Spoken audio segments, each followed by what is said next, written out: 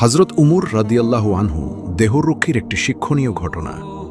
হযরত উমর রাদিয়াল্লাহু আনহু এর শাসন আমলে একদিন এক ব্যক্তি তাকে জিজ্ঞাসা করলেন, আপনি সঙ্গে কোনো দেহরক্ষী রাখেন না কেন? ওই লোকের প্রশ্নের জবাবে হযরত উমর রাদিয়াল্লাহু আনহু বললেন, আমাকে রক্ষা করা জনগণের কাজ নয়, জনগণকে রক্ষা করাই আমার দায়িত্ব। অপর একদিন দেখা গেল সেই উমর ইবনুল খাত্তাব ভারী একটি পানির মশক ঘাড়ে নিয়ে হাঁটছেন।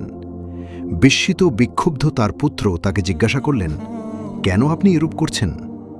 উমর রাদিয়াল্লাহু আনহু বললেন, আমরা মন, অহংকার ও আত্মগরিমায় লিপ্ত হয়েছিল, তাই ওকে আমি শায়েস্তা করার সিদ্ধান্ত নিয়েছি। উমর রাদিয়াল্লাহু আনহু ন্যায়দণ্ডের রক্ষায় মানুষের ব্যাপারে যেমন কঠোর ছিলেন, তেমনি কঠোর ছিলেন নিজের ব্যাপারেও। হে আল্লাহ, আমাদের সবাইকে সঠিক বুঝ দান করুন। তো প্রিয় দর্শক, কেমন লাগলো আজকের এই ভিডিওটি? পরবর্তীতে কোনো ধরনের ভিডিও দেখতে চান কমেন্ট করে জানান আমাদেরকে। আর এই ধরনের অসাধারণ ভিডিও দেখতে চাইলে আমাদের সাথেই থাকুন। ইসলামের আলো সবাইকে ছড়িয়ে দিতে ভিডিওটি বেশি বেশি শেয়ার করে সবাইকে জানার সুযোগ করে দিন। আর আমাদের চ্যানেলে নতুন হলে চ্যানেলটি সাবস্ক্রাইব করে আমাদের পাশেই থাকুন। ধন্যবাদ।